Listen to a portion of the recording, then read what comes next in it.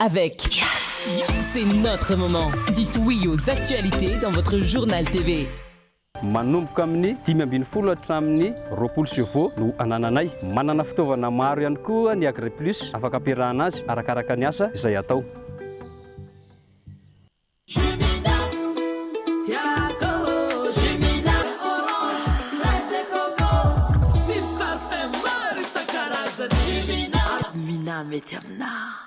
Manolotra ho anao ny vaovao. Salama tompoko, tonga soa tamin'ny Pegasus e. Zahay dia mamokatra kidoro vita avy amin'ny mosy. Tena mateza, voanja fiafy. Manolotra anao ny vaovao.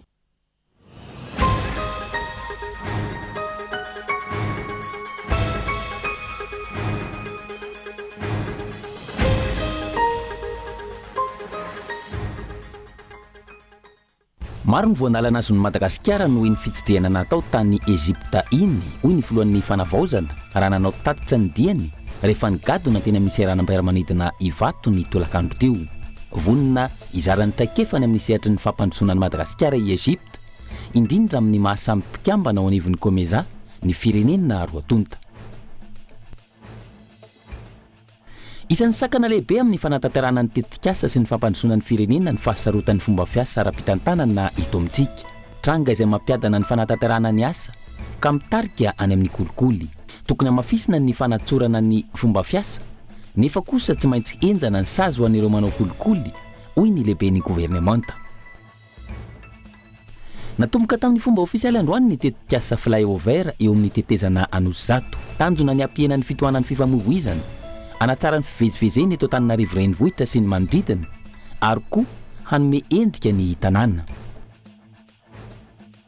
Olona manodidina ny 9,5 alina no isitraka ny tetikasa ranomasina madio sy salama izay apetraka ao amin'ny faritra Anosy sy Atsimo andrefana mandritry ny 5 taona. Tetikasa iray ho fananganana firenena mahatohitra ny fiovan'ny toetrandro, miaro ny arena voajanahary ary mamorona arena sy asa maharitra ho an'ny vahoaka eny fotony. Any ivelany, olona mpifindra monina manodidina ny 5 alina no niloman'ny nitotrankeriny tao amin'ny sistan'ny Quetta ao Espanyol ao Mali, hoy ny fanambaran'ny ministeran'ny atitany Espanyol androany. Mangataka ny governemanta foibe Espanyol ny tompon'andraikitra tao Quetta hanambara, hamehana nasionaly sy handefa ny tafika manoloan'izao zava-misy izao. Ny andinidinin'ireo avy hatrany ary.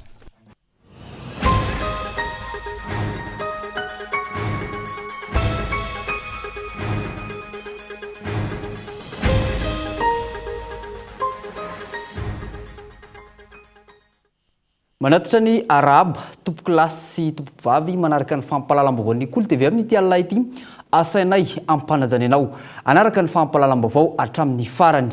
Mahakasika ny dian'ny filoham-pirenena tany Ezipta nifantoka tamin'ny fanamafisana ny fifandraisana sy ny fiaraha-miasa ara-toe-karena eo an'i Madagasikara sy Ezipta ny fitaonana andatabatra boribory teo amin'ny ministry ny fampiasam-bola sy ny varotra ivelan'ny Ezipta sy ny filohan'ny fanavaozana sy ireo ministra ary ireo mpandraharaha sy mpampiasa vola malagasy sy ezipsianina tanjon'ny rotota ny ampiroborobo ny fampiasam-bola sy ny varotra ary ny hanovana ny fifandraisana misy ho fiaraha-miombonantoka maharitra. Vonina ny zarany traikefany amin'ny sehatry ny fampandrosoana i Ezipta, indrindra amin'ny mahasampikambana ao anatin'ny Komeza ny firenena rotota. Andeha raha antsika avy hatrany ny antsipriam-baovao mahakasika izay etiny Daniela Minoarso. Ampiroboroboana ny fampiasam-bola sy ny varotra avadika ho fiaraha-miombonantoka ara-toe-karena maharitra ny fifandraisana eo Madagasikara sy Ezipta.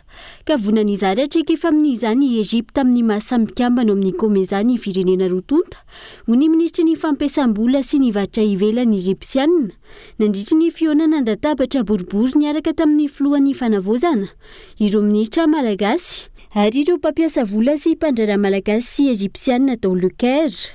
Zava-dehibe ny fananganana fifandraisana sy fiara-miasa ara-diplomatika matanjaka tahaka izao, ka tokony fampizara sy ara-iasa ny firenena afrikanina mpandrosoana ny kontinanta. Manana rina voajanahary maro samihafa sy tanora mavitrika amin'ny fahaiza-manao i Afrika, tsy lasa danja amin'izany i Madagasikara, saingy mitaky paikady mazava sy matipaika ary fiara-miasa akaiky amin'ireo firenena mpiara-miombonantoka izany, ho ny filohan'ny fanavaozana. Ao anatin'izao fanavaozana izao, izay mitarika ny asan'ny fanjakana izao dia tsy famatsiam-bola fotsiny no tadiavin'i Madagasikara. Mitady tetikasa feno voarafitra tsara ary maharitra izahay. Tsy azo everina ho vita ny fotodrafitrasa iray raha tsy efa voahomana mialoha ny fanadiadiana ara-teknika, ny famatsiam-bola, ny fanorenana, ny fampandehanana ny fikojakojana ary ny fanofanana ireo olona hitantana azy. Tsy afaka miasa ny sehatra iray natokana ho an'ny famokarana raha tsy manana rano sy herinaratra azo antoka. Fitaterana, fifandraisan-davitra, toerana fitahirizana ary tolotra ara-lojistika. Noho izany dia mitady mpamorona sy mpandrindra tetikasa, mpandraharaha, mpampandeha, mpiara-mombonantoka ara-teknôlôjia sy ara-bola ary mpividy afaka miantoka tsena azo antoka andraisana ny vokatra izahay.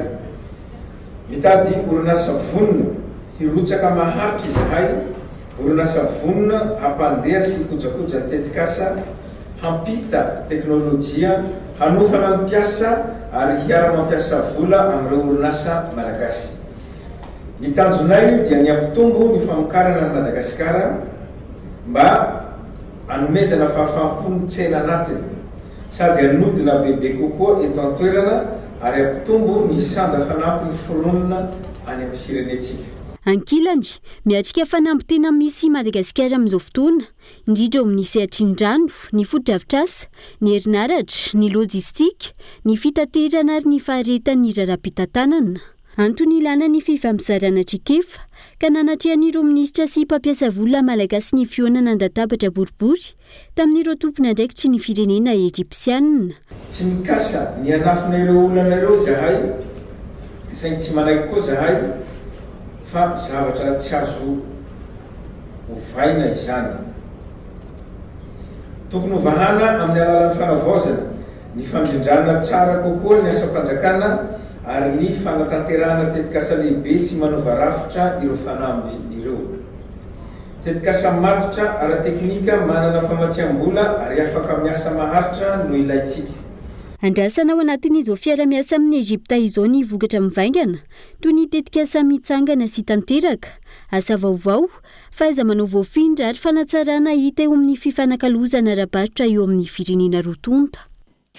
Makasika izay dia ny filohan'ny fanavaozana tany Ezipta izay hatrany maro ny voandalana azon'ny Madagasikara noho ny fitsidiana natao tany Ezipta iny hoy ny filohan'ny fanavaozana ny Repoblika raha nanao ny tatitra ny diany rehefa nigadona tetsy amin'ny sirana ampiaramanidina Ivato nitolakandro teo. Ny lafin'ny politika ho an'ny fifandraisana ara-diplomatika, teo ihany koa ny sehatry ny tanora sy ny fanatanjahantena, ny fifandraisan-davitra sy ny fampiroboroboana ny ahitao arakajy mirindra. Ndeo rahantsika ny fanampim-panazavana mahakasika izay.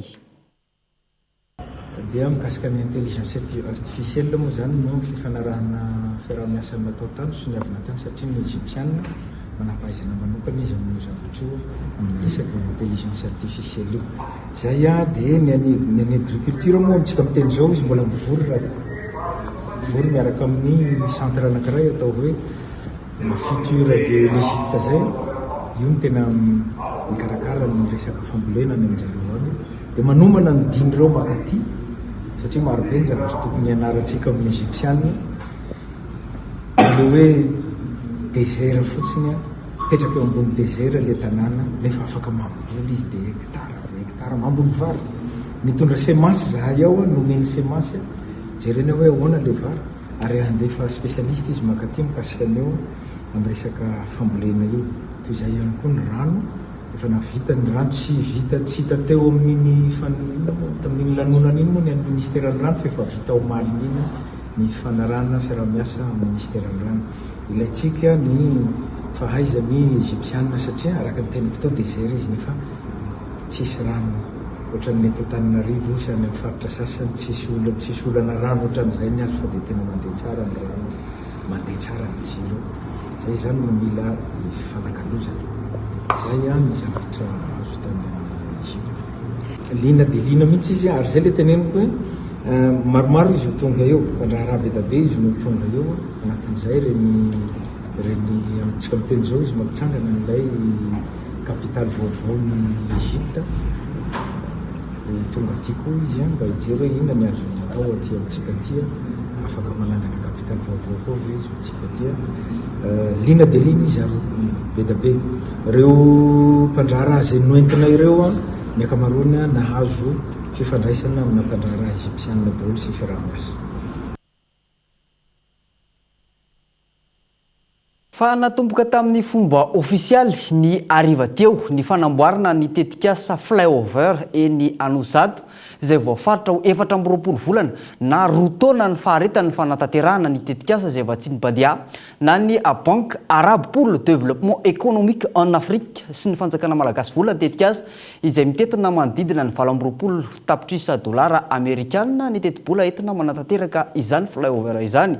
Tsy katona tanteraka ny lalana mandritry ny fanatanterahana ny asa fananganana fa isy ny fandrindrana ny fifamoivoizana eny an-toerana sy ny fanokafana ny lalam-pivilianana eo amin'ny lalam-pirenena voalohany na ny RN mba ampienana ny fahasairana ny mpampiasa lalana ao anatin'izany. Andeha rahantsika ary ny vaovao ny ariva teo teny antoerana. Natomboka tamin'ny fomba ofisialy androany tetikasa flyover Anozato izay nomariana tamin'ny fametrahana ny vady fototra fanombohan'ny asa natrehan'ny filohan'ny fanavozana ny Repoblika.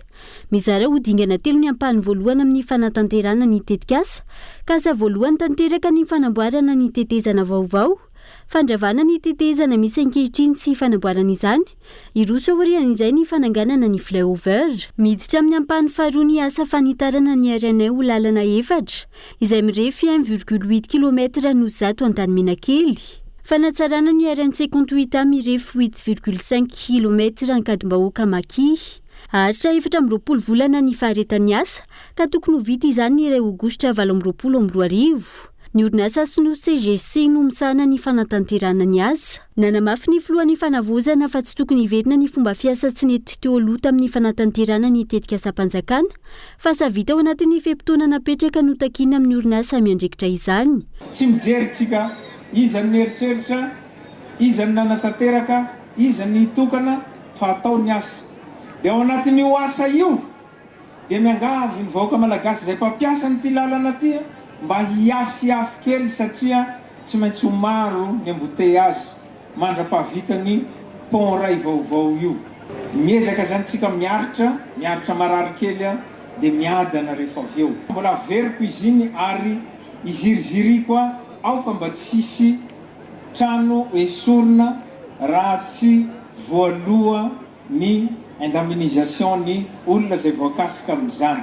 Dia ny afatra ray farany manaraka mikasika an'io dia aoka tsy any eo tsony koa io fiara sy io an'izay io. Fa tsy anao ohatran'ny fahazarany teo aloha.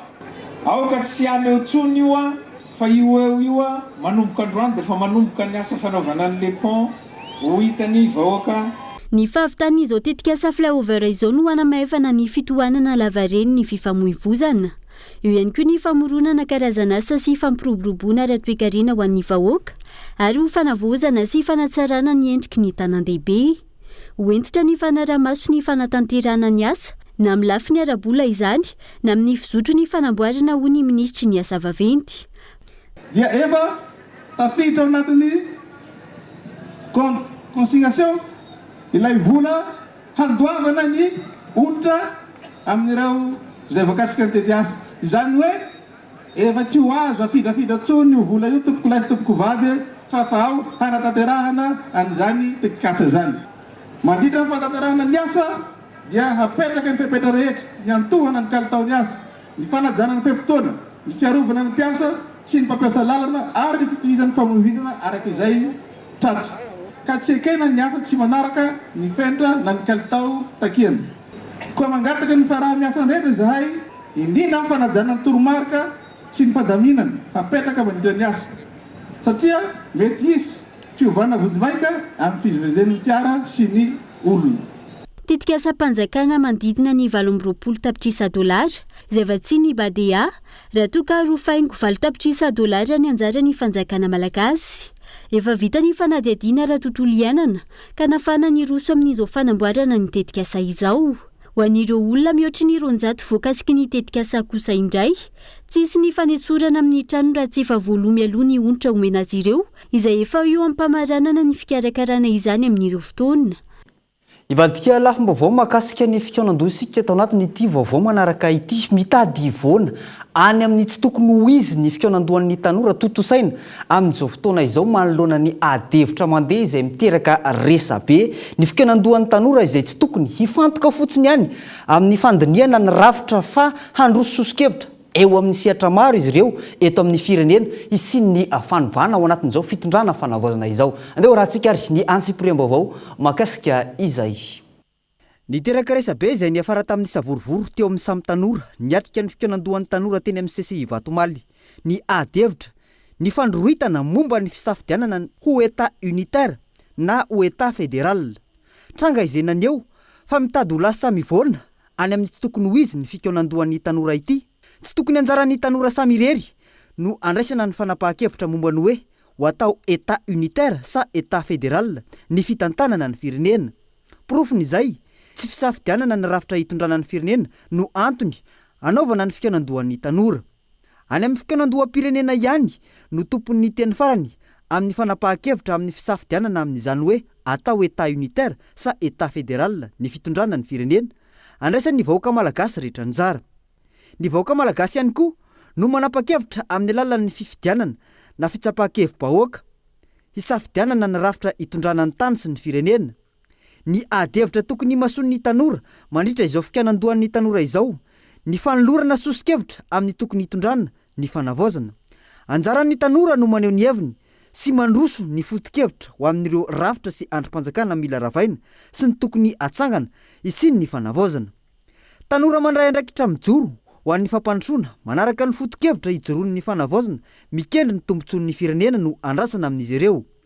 Ny fitoanan-dohan'ny tanora izay farana rahampitso ka andrasana ny fehi-kevitra hivoaka amin'izany. Misy mpanao politika mivoy sy mamily ity resaka rafitra ity ka tsy tokony voasarika amin'izany ny tanora fa hibanjana ny tena zava-dehibe amin'ny teboka mararin'ny firenena sy hitondran'ny tanora ny fiasin'ny heviny ao anatin'izao fitoanan-dohan'ny tanora izao. Mila ny tanora andray andraikitra sy ho sarotiny amin'ny fikatsahana ny tombontsoan'ny firenena. Lafim-baovao mahakasika ny toe-karena anisan'ny sakana lehibe amin'ny fanatanterahana ny tetikasa sy ny fampandrosoana ny firenena ny fahasarotan'ny fomba fiasa ara-pitantanana eto amintsika.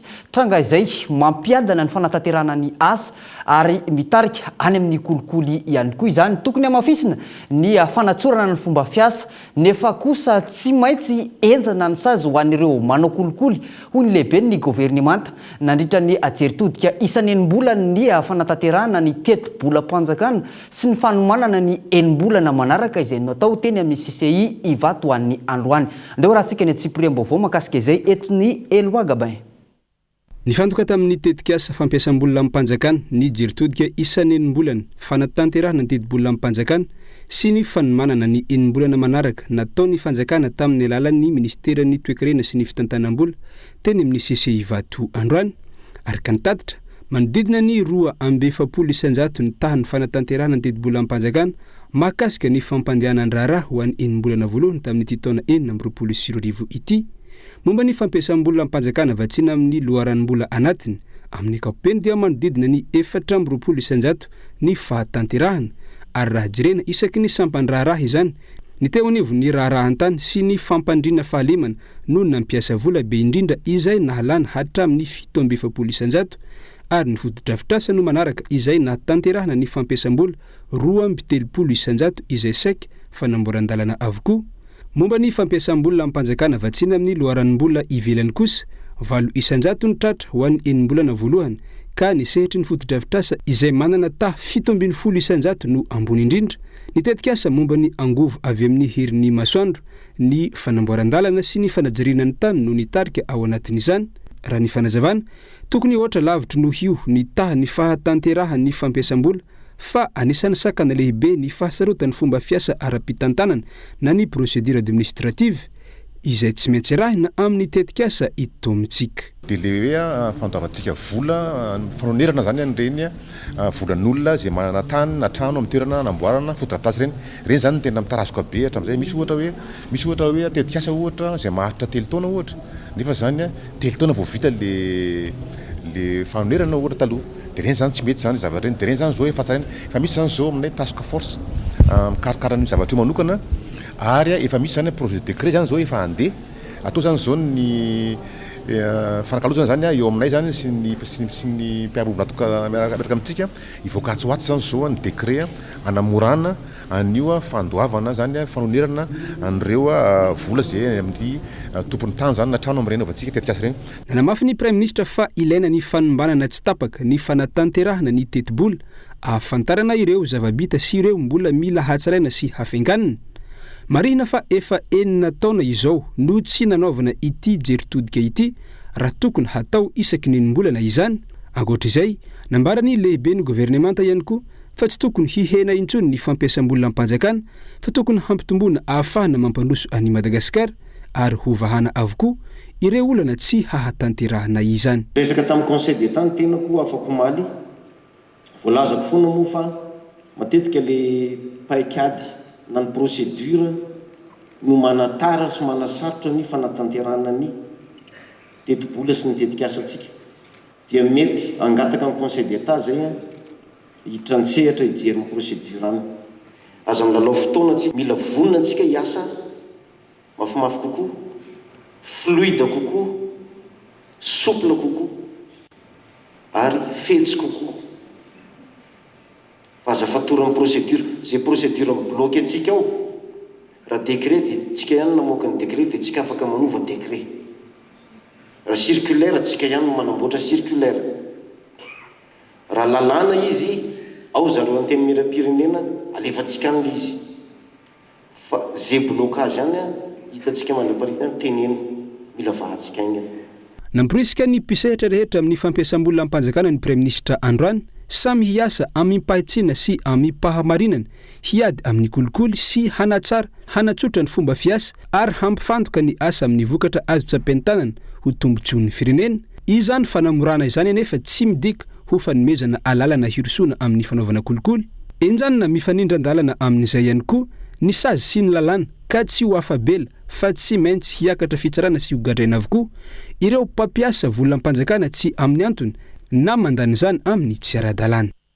Lafim-baovao mahakasika ny fitanterana anabakabaka mampifandray any Madagasikara sy i Comore hanatsara sy anamafy indray ny fifandraisana eo amin'ny firenena roa tota ny fanokafana tamin'ny fomba ofisialy ny sidina mampitohy na mampifandray any Madagasikara sy i Comore ankoatry ny sidina hanamafy ihany koa ny toe-karena ny sehatry ny fizahantany sy ny akolotsaina eo amin'ny vahoaka malagasy sy ny vahoaka komoriana. Andeha rahantsika ny antsipriam-baovao mahakasika izay etiny Gaëtan André Tsilavoery. Lanonana rososina no nitanterahana nandritra ny fanokafana tamin'ny fomba ofisialy ny sidina mampifandray mivantana ny Madagasikara sy Comore omaly tao amin'ny seranam-piaramanidina ny Moroni Comore sy tao Mahajanga. Nandritra izany samy nanamafy ny tompon'andraikitra na avy eto Madagasikara na avy any Comore fa tombony lehibe ho an'ny firenena roa tonta ny fisokafa ny sidina indray. Rehefa niato izany nanomboka ny volana Jolay 2024 raha tsy ilaza afa-tsy ny vola sy ny fotoana lany amin'ny fivezivezena. Ireo avy any Comore izay tsy maintsy mandalo Addis Abeba vao miazo any Madagasikara teo aloha. Raha nanontany ny ministry fitaterana komoriana teo tany Comore teo dia via anankiray dia vidina manodidina ny 20 euro ny sidina Comore mandalo Addis Abeba mankaty Antananarivo. Tsika nefany nanao prix de lancement ny compagnie Madagasikaraense dia 700 euro maherikely teo izany. Zava-dehibe zany satria atsasany be zao frais izay nanaovana an'izao fiverenan'ny sidina makany Comore zao. Ankoatra ity sidina mampitohy any Madagasikara sy Comore ity no amafisina fa efa andalana ny fikarakarana ny zotra mampitohy an'Antananarivo sy Marseille, Antananarivo sy Guangzhou, Chine. Io sidina Madagasikara Marseille io izay hisy ihany koa miainga mivantana avy ao Mahajanga. Manomboka androany dia vao mainka hiamafy izany amavavady mampifandray any Madagasikara amin'ny nosy Comore sy Mahajanga. Vao teo aho nampahafantatran'ny ministra fa azontsika atao tsara ihany koa miainga feto Mahajanga tonga dia makany a Marseille. Tokony mazatsika ao ny palety général ny Alemana dia mba tokony ezatsika mangala miaraka mba hatonga izy ity miserana tena iraisam-pirenena manana fenitra rehetra mametoky alao kosa fa anainga ventsika tonga dia ho any Marseille. Miantsona ao Mahajanga ny sidina avy eto Antananarivo raha iazo an'ny Komoro, ary miantsona ao Mahajanga ihany koa raha avy an'ny Komoro iazo an'Antananarivo. Antony ao Mahajanga no faritra ahitana komorianina maro indrindra eto Madagasikara. Betsaka ihany koa nefa ireo malagasy mila ravinahitra ao Komoro izay manodidina ny 4 alina amin'izao fotoana. Mbola mafampana ny toetra raha eo anivon'ny fitantanana ny commune Antananarivo renivohitra amin'izao fotoana izao mahakasika ny mpiasa manoloana ilay raharaha vola 2 hetsy ariary tokony isitrahany mpiasa. Hisy ny didy avoaka ny Conseil d'État momba ny organe délibérant na ny rafitra mpanapa-kevitra andraisana fanapahan-kevitra ho an'ireo mpiasan'ny commune Antananarivo renivohitra. Etsakilany tsy manaiky ireto farany fa iroso amin'ny fitokonana faobe amin'ny herinandro avizao. Andeha rahantsika ny antsipriam-baovao makasika izay. Manoloana ny fitakindra sendika ny mpiasa Androany, nanambara ny tompon'andraikitra eo anivon'ny commune Antananarivo renivohitra fa hisy ny didy izay avoaka ny Conseil d'État momba ny organe délibérant. Tsy misy afaka mandray fanapahan-kevitra raha tsy mivoaka izay didy izay. Miandry ny fahatongavan'ny PDS ka hisy ny fihaonana amin'ireo mpiasa eo amin'ny fiadidian'ny tanàna Antananarivo. Zavatra azo ataoko totoa, tsy zavatra tsy manaraka ny lalàna eto. Na iteninitsika na iteninitsika tsy maintsy manaraka ny lalàna fa tsy misy manao didy ny besandry. Enoy ivoaka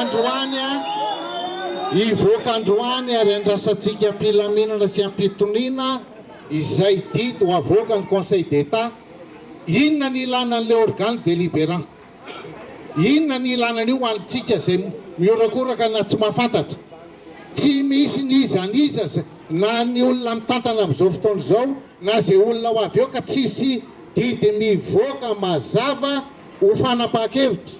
Na andray 200 000 tsika na latsaky ny 200 000 na 50 000 tsy maintsy avoaka ny didy mazava zany. Azontsika dia izay zany izay no andrasantsika Androany. Ankilany, tsy nahafa-pon'ny sendika mpiasa ny commune Antananarivo renivohitra izany fanapahan-kevitra izany ka nanambara izy ireo fa iroso amin'ny fitokonana faobe na grève générale amin'ny herinandro.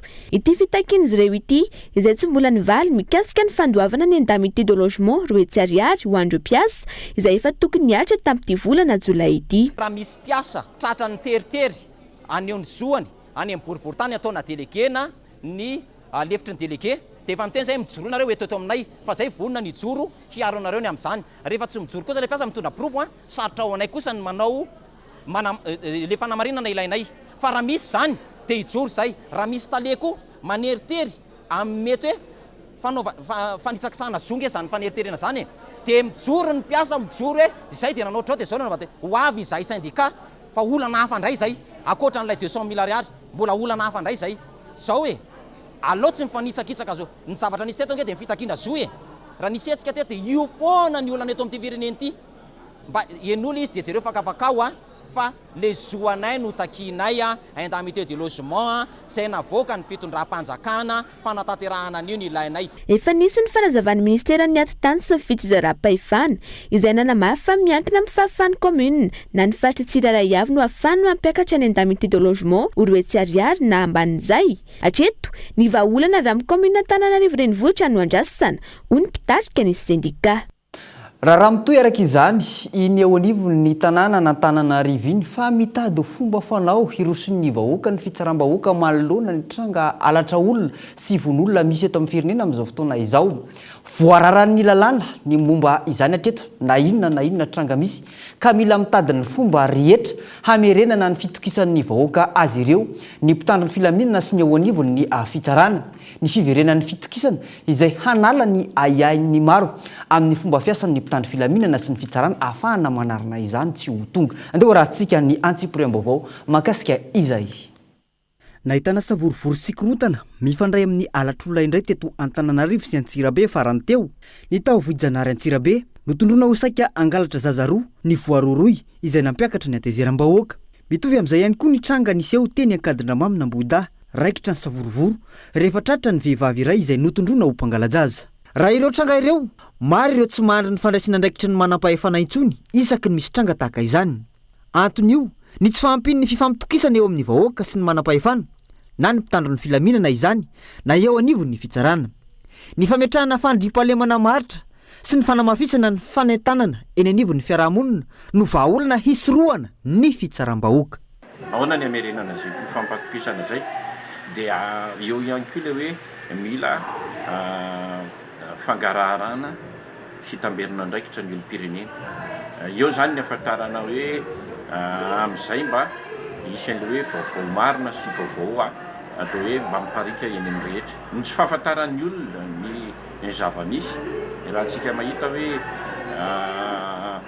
efa mety volana maromaro nisy izay zavatra tranga miseho zay, raha ohatra ataontsika hoe ny any amin'ny fanarahan'olona dia manahoana misy olona efa sambotra atao anatin'iny aza hoe izy rehefa anaty adina ao anatin'izay dia izay no mahatonga an'le olole ataontsika hoe ny olom-pirenena nandray tsy lanana an'le fahatokisana intsony.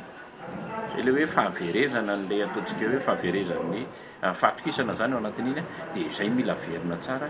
Namafisina fa ny fampitana vaovao feno ara-potoana ary mazava amin'ny vahoaka momba ny fisotro ny fanadihadiana sy ny tohin'ireo raharaha mahakasika ireo olona voaroaroy natratra tamin'ny alatr'olona no afaka mampitony izay vahoaka.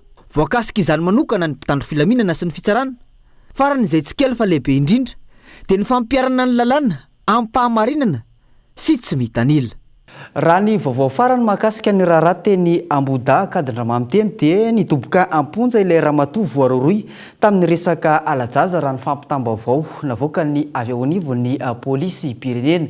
Dia ny ihany koa ary ny antsika amin'ny sento vetivety atao anatin'ny dokam-barotra efitantsika ao anatin'ny tapany faharoa rehefa avy eo mbola maro ireo vaovao entina amintsika ao anatin'ny tapany faharoa manasanao tsy saraka amin'ny Cool TV.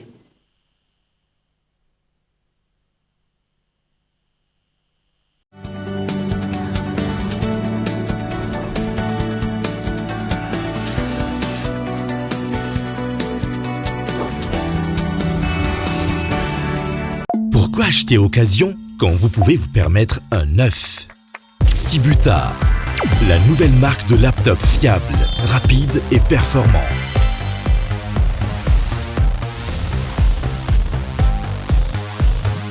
Tibuta, vous aussi vous pouvez vous le permettre.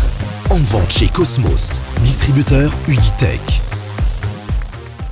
Les soldes d'hiver sont déjà là chez Cosmos. Du 27 juillet au 23 août, prix cassé allant jusqu'à 40% sur plusieurs articles dans tous les magasins Cosmos. Et plus d'une cinquantaine de produits. Les soldes d'hiver avec des prix cassés allant jusqu'à 40% sur plusieurs articles, c'est chez Cosmos du 27 juillet au 23 août. Premier venu, premier servi. Attention, stock limité. Cosmos, votre partenaire de confiance. Inona no antony ampiasanao ny rasoir Bic 1? Satria mateza. Fampiasako azy isan'andro no mahatsara ato izao. Mora ampiasaina n'aiza n'aiza. Satria mateo ty amin'ny lafiny rehetra. Loatrana ihany. Rasoir amin'ny vidiny tena izy. Satria teny amin'ny faritra rehetra. Rasoir Bic 1 samy manana ny antony itiavany azy sika rehetra. Manomboka izao efa hitanao eny amin'ny mpivarotra mahazatra anao koa ny rasoir Bic 2 lame.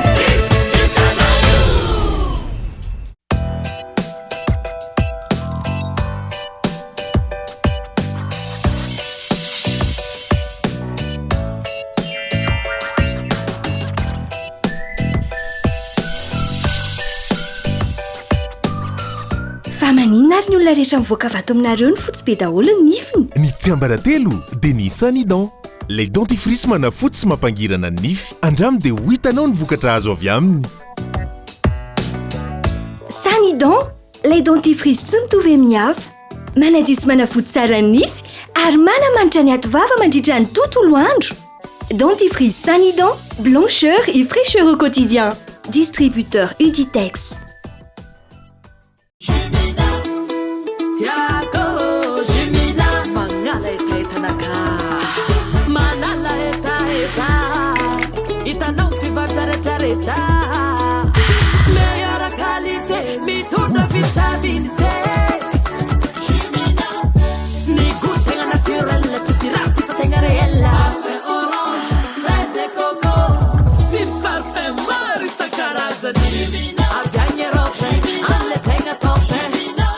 mety aminah.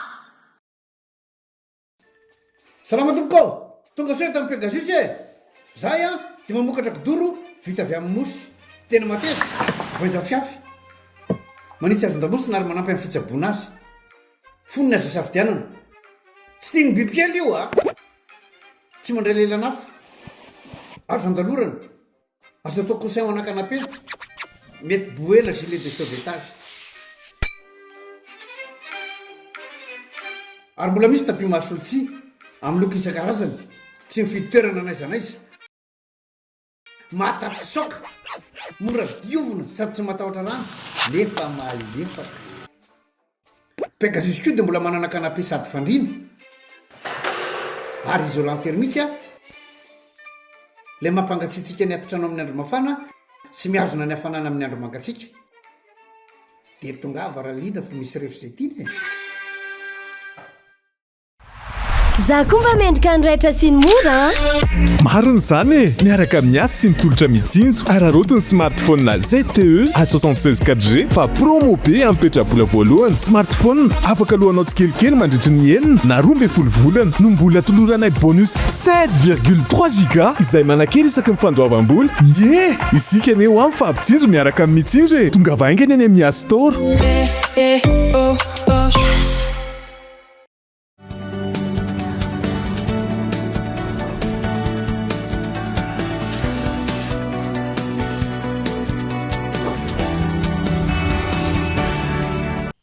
Aterina trany ny araba tompokilasy tompobavy tonga soa atao anaty ny tapany faharoa ny fahampalalam-baovao lafin'ny kolontsaina no andeha anomboantsika ny tapany faharoa nanolotra omby mazava loha natao fanompona nandritra ny fitampo ho an'ny efada manakasy natao amin'ny adoany miarina rivo tsara rano ambony mahajanga tamin'ny fanompombe 424 ny association na ny fikambanana gasy boeny miarady na ny AGBM amin'ny mahasakalava azy moa no nanaovana izao fihetsika izao hoy ny voalohany amin'ny akampobeny ny tombo ireo mpanompo avy amin'ny lafivalonynosy tonga nanotrina ny fanompombe tamin'ny titaona 424 ity raha ny voalaza ny mpitantana ny adoany. Andeha rahantsika ny tsipriam-baovao mahakasika izay etiny Gabin Eloa.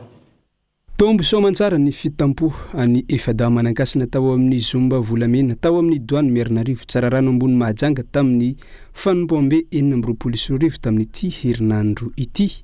Amin'ny mahafomba iray lehibe manana ny lanjany eo amin'ny fokosakalava ny fanompombe tonga nanatitra sy nitondra omby ho fanompo ny fikambanana AGBM na ny association gasy boeny miarady izay tarihiny filohamboninahiny.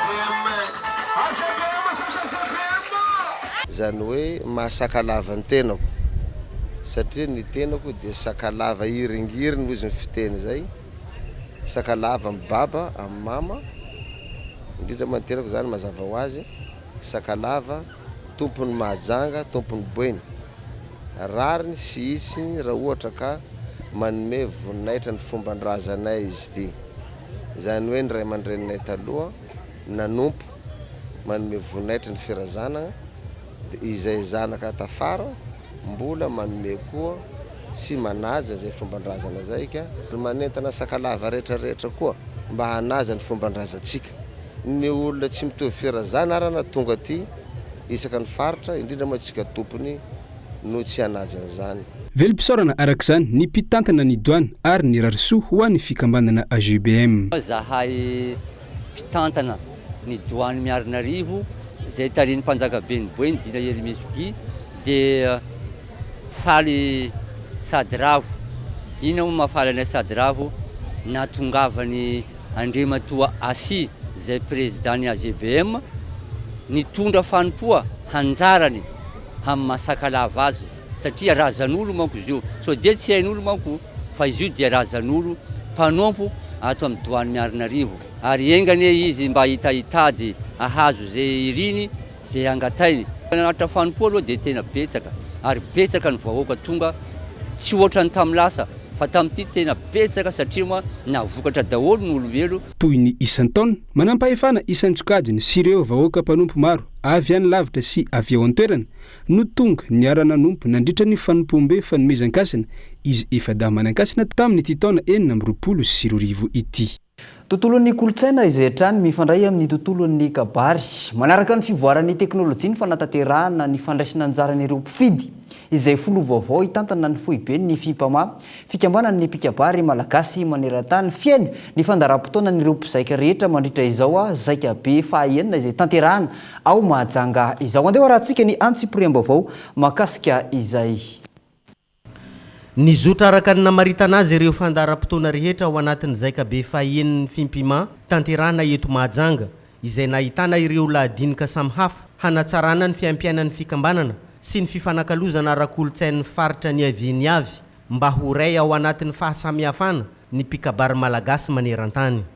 Tena fandresena sy fandrosoan'ny asa ny fiatrehana an'ity zaika be ity satria nisy ireo ezaka fandrosoana natao izay niova tamin'ny mahazatra teo ny fandaram-potoana raha ohatra ka ny talata zao dia ny fanovana ny vona mampiray izay fitsipika mifeny fikambanana raha teo zany nitoy zany ny alarobia ary narahana fiofanana izay niarahana tamin'ireo ministera mpiara-miasa ataon'ny ministeran'ny tontolo iainana teo ihany koa ireo mpanohana dia nafinaritra ny nahita izany.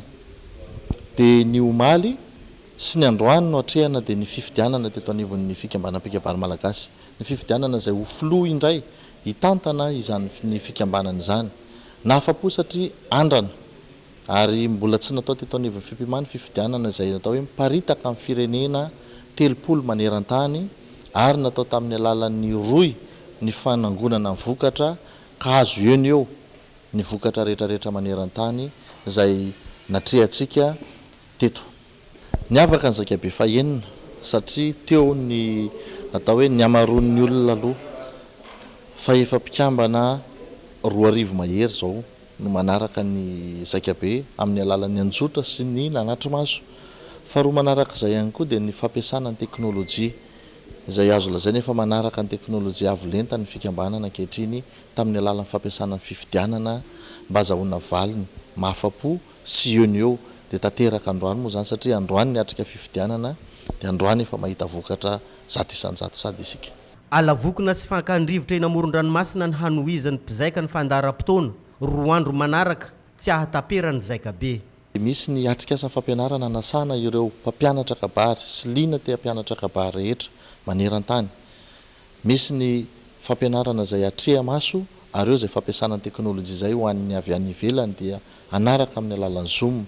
Ny hariva kosa dia lanonam-pianianan'ny filoha vaovao izay hitantana ny fimpima sy famaranana amin'ny fomba ofisialy ny zaika be.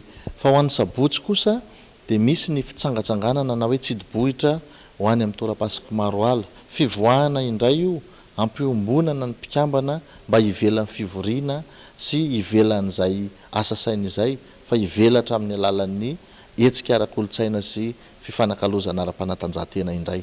Ny alahady moa amarana anazy dia ny fodiny tsirairay avy samy hamonjy ny faritany sy ny firenena misy azy satria maro amin'ireo mpizaika tonga eto Mahajanga avy any amin'ny firenena ivelan'ny nosy mihitsy. Ireo mpikambana nahafeno fepetra ao anatin'ny fitsipika anatiny hatramin'ny 17 ny volana Jona teo no afaka nandray anjara tamin'ny fifidianana ny ofilohan'ny fihoben'ny fimpima izay ho fantatra aorian'ny fianianana izay ataony.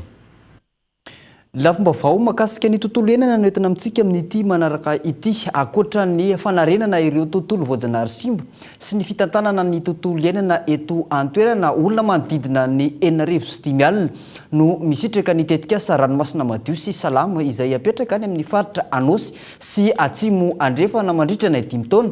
Tetikasa izay ihany ny fampiasam-bola mpanjakana stratezika mifanaraka amin'ny politika ankapobeny ny fanjakana ho fananganana ny firenena mahatohitra ny fiovana ny atoetrandro miaro ny arena voajanahary ary mamorona harena sy asa maharitra ho an'ny vahoaka any amin'ny sy ny tetikasa. Ndeha rahantsika ny tsipriam-baovao makasika izay entin'ny Tsiara Soarivelo sy Fabrice Razana Draibe.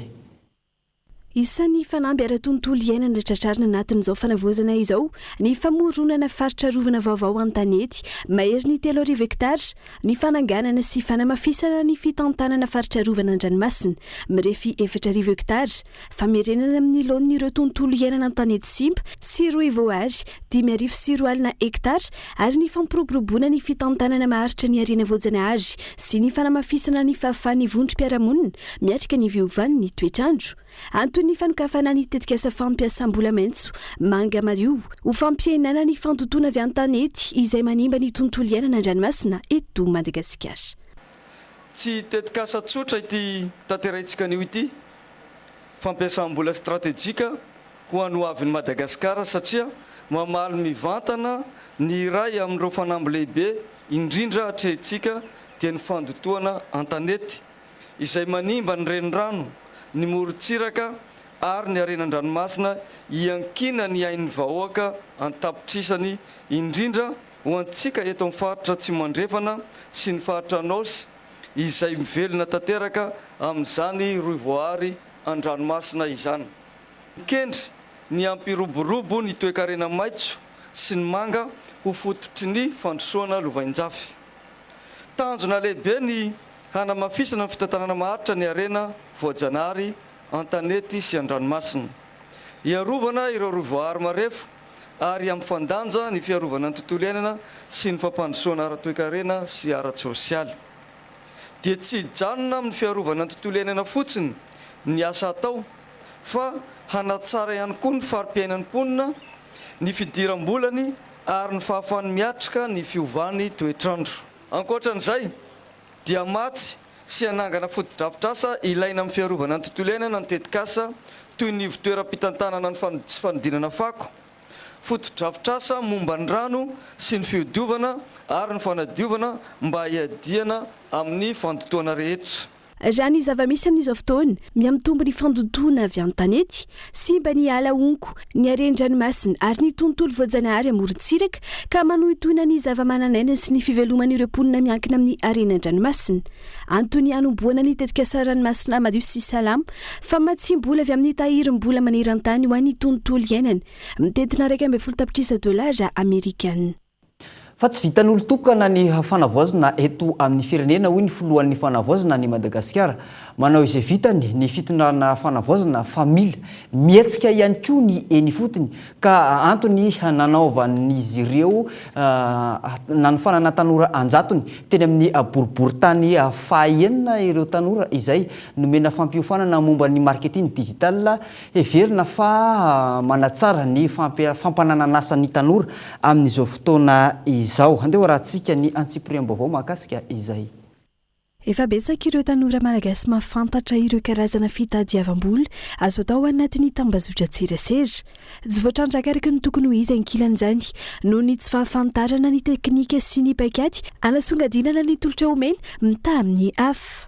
Ny ankamaroan'ny tanora amin'izao zao efa réseaux sociaux efa mivelatra dia ny ankamaroan'ny tanora amin'izao efa ohatran'ny hoe manao influenceur micréer contenu dia mivarotsana amin'ny internet sotr'izany dia tena ilaina ilay izy.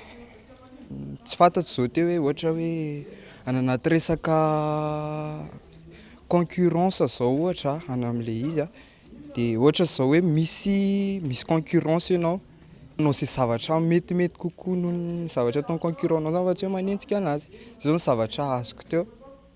Noho ny fahatsapana ny fitiavan'ny tanora ny teknôlôjia sy ny asa maro manodidina izany, ny safidiny ampiofana azy ireo momba ny marketing digital, ny fanilo ny fanavozany any Madagasikara, fampiofanana ho fandraisana anjara amin'ny fanohanana ny tanora malagasy. Atsapa ny tanora fa mila mifanampy, mila mifampizara traikefa, mila mifampitaiza mifanoro fa tsy vitan'ny olona ray ny fanavozana eto amin'ity firenena ity. Ny tanora tamin'ity zany dia eo amin'ny 200 eo. Tsy nisafidy izahay izarako veta tsy ny safidy zay amin'ny mety 10 amin'ny événement rehetrarehetra zay mety ilaina fa aleo zavatra maharitra mateza oentina miaina oentiny oentiny apiroborobo ny fivelarany fivelomany rehefa orinao. Natsapany maharenina ny fahalalana azo amin'ny fampiofanana ireo tanora ka betsaka ireo namaly antso hotohizana ny fampiofanana ho soroka miara-milanja amin'ny fanohanana ny tanora ho ny fanazavana. Andrasana ihany koa ny anjara ny fitondrana foibe hanamafisana trany ny fitsinjovana ny tanora malagasy izay ho avy ny firenena rampitso. Fa mpandraraha-pitatana ny sakafo Madagasikara no nandresy tamin'ny fifananana Prix Pierre Castel 2026 karakaray ny orinasa Star Madagasikara ka isolo tena any Madagasikara amin'ny fifananana iarahana amin'ireo firenena afrikanina hafa, fifananana izay tsy aivona fa manohana ireo mpandraraha izay mitondra anjara briky amin'ny fampandrosoana lovainjavy sy fanatsarana ny rafitra ara-tsakafo ka nahatratra 420 ireo fangatana fandraisana anjara voaray tamin'ny andehan'ity kandida misy 230 tamin'ireo kosa no voafantana misa 9 ireo tafiakatra tamin'ny adingana famaranana androany ka nisitraka famatsimbola mitetina 25,000 euro hanoanana ny fampiroboroboana ny orinasany ny mpandrarana azy ny larana voalohany fa nampanazavana makasika zay no arahantsika manaraka eto. Samy nanana ny zavatra nentiny zareo ary samy nandalo sedra mafy nefa mbola tena mijoro ary mbola mampiroborobo ny fandraharana eto Madagasikara dia zay natonga izy hoe sarotra no misafidy fa tsara be ny zavatra rehetra sakafo Madagasikara ary zay mieritreritra fa tena mbola misy développement maro izay ho avy ho anazy izay afaka hoentina ny Afrika ary izay koa ny antony ny safidianana anazy satria mbola misy zany digana manaraka izay any Benaraka ny teneniko teo finale miaraka amin'ireo finaliste ny pays hafa ihany koa tao anatin'ity fifaninanana ity dia nirariray dia mbola azo an'ilay 10,000 euros supplémentaire izy mba ahafahany tena manatanteraka ireo finafina rehetrarehetra amin'ny fampiroboroboana ny orinasa sy ny vokatra. Mety be ho anay satria ty Prix Pierre Castel ity dia anampy anay anatratra ny objectif d'expansion anay zany dia velatra sy roborobo kokoa le orinasa dia nampisinay zany dia tena hoe iabsorbe vokatra be any Tatsaha amadika an'izay ho lasa produit vita malagasy tsara kalitao varotana ho an'ny malagasy rehetra eto Madagasikara dia ny tena anisan'ny tanjona koa dia anomboka no exportation zany hitondra ny fahaiza-manao malagasy any ivelany. Ny dobo-kaponja Entsiafa ilay ray mpianakaviana nahafaty ny zanavavy entona varina farana 520 sy 900 kitapo no giazana teny Ankadindravola teny Ivato kosa ho fiarovana ny mpanjifa no giazana avy hatrany manoloana ny resaka fiahiahina ny resaka tsy fahafenoana ny fepetra. Madarella lamasinina 4 amin'ireo 12 ihany no mandeha amin'izao fotoana izao raikitra araka izany fitadiavana vahaolana anarenana ny zotra Andalamby. Ireo indray no entina amintsika ato anatin'ny NVK na ny vaovao nisongadina tato anatin'ny pejy ny vaovao ny Kolo TV. Raim-pianakaviana iray no samborin'ny polisy-pirenena ny 20 jolay 2024 lasa teo teny amin'ny Akamasoa taorinina afatesany zanavavy 9 taona vokatry ny herisetra nataony ndraika ny fanadihadiana nataon'ny polisy-pirenena sorena tamin'io zanan'io ity rainy rehefa avy naniraka azy ka tsy voafehiny ny tenany ary nanao izao abibiana sy eloka be vavy izao. Natolotra ny fampanohavana ny 20 jolay ny lehilahy ary voatasiny eny amin'ny Fonjantsiafa. Fiarovana ny mpanjifa varina farana 20 sy 900 kitapo no giazana teny Ankadindravola. Nisy orinasa voalaza fa namerina nanjaitra anaty gony ireo vary efa simba ireo. Nidina avy hatrany teny an-toerana ireo mpanara-maso avy amin'ny Ministeran'ny Varotra sy ny Fanjifana ho malelaka misy dia efa nahita tamin'ny tambazotra sosialy ny fisian'ny tranga mampiahiahy. Nisy ny fakana singa tamin'ireo vary ireo hotoliana eny amin'ny laboratoara. Nomena taratasy fampiatsoana ho tonga ny amin'ny barao-panjakana ny tompon'ny orinasa anohizana ny fanadihadiana eo ampiandrasana ny ny fitiliana mandritra izany tsy azo ahetsika ireo vary ireo raha ny fanazavana. Ankoatr'izay mandalo fahasahiranana ny orinasa Madarella izay misahana ny fitaterana Andalamby ny amin'ny faritra Avaratra Atsinanana, Antananarivo, Moramanga, Toamasina, Ambatondrazaka, Morarano Krom ary Antsirabe. Efa antitra ireo fotodrafitrasa sy ny fitaovana. Loha-masinina 4 amin'ny 13 ihany no mandeha amin'izao noho ny tsy fahampian'ny kojakoja fanory. Maro ireo trano, tany, gara, fananany orinasa no simba na hitoeran'ny olona na ampiasain'olona tsy azon'ny orinasa tombotsoa mifanaraka amin'ny sandany toerana. Nisy ny fionana ho malalaka misy 3 Jolay 2024 tamin'ny tale jeneralin'ity orinasa ity sy ireo mpiara-miasa aminy tamin'ny solotenan'ny orinasa sinoa CRBC. Andinihana izay fiara-miasa azo atao anarenana ireo fotodrafitrasa efa misy ary andinihana ny fanorenana ny lalam-by sy ny fiaran-dalam-by moderna manaraka ny teknôlôjia misy ankehitriny. Marina fa ny fanjakana malagasy manontolo ny petrabola ao amin'ity orinasa ity amin'izao. Ny vaovao mitranga rehetra eto amin'ny firenena dia azonao arahanao amin'ny page Facebook-ny Cool TV avokoa. Fampahalalam-baovao ny Cool TV fa eo amin'ny maresaka iraisam-pirenena olona mpifindra-monina manodidina ny 5 alina izay nilomano niditra ankeriny tao amin'ny sisin-tanin'ny Ceuta any Espagne omaly hoy ny fanambarany ny ministeran'ny tany Espagnola androany manoloana ity tranga ity. Nangataka ny gouvernement foibe Espagnola ny tompony ndraikitra tao Ceuta izay nanambara ny hidirana ao anatin'ny amiana nasionaly sy andefa tafika any an-toerana manoloana izao zava-misy izao. Efa niverina tamin'ny fanjakany Maroka ny 5,4 alina tamin'izy ireo raha ny vaovao voaray farany avy any an-toerana marihana fa efa manodidina ny 30 izao ireo mpifindra-monina izay nilomano ny apita ity ranomasina ity tany an-toerana hatramin'ny volana janoary 2022. Dia iny ihany koa ary tompoko lahy sy tompoko vavy ny antsika manakatona ny fampahalalam-baovao isarina sy ankasitrahany ianao nanaraka izany hatramin'ny farany. Mametraka ny veloma mandrapitafa roa amin'ny manaraka indray. Veloma tompoko.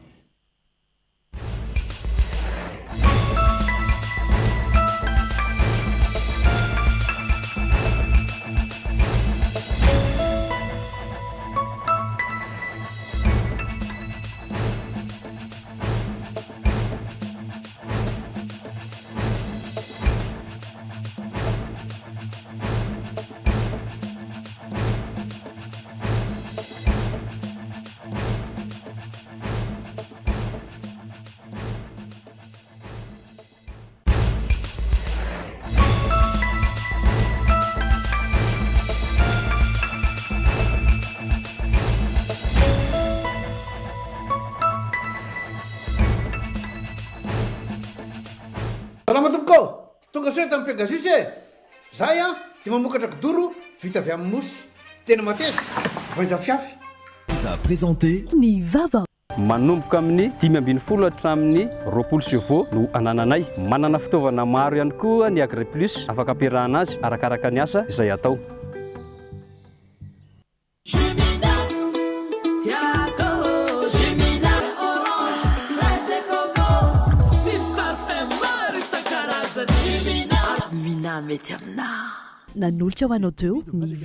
Avec Cassie, c'est notre moment. Dites oui aux actualités dans votre journal TV.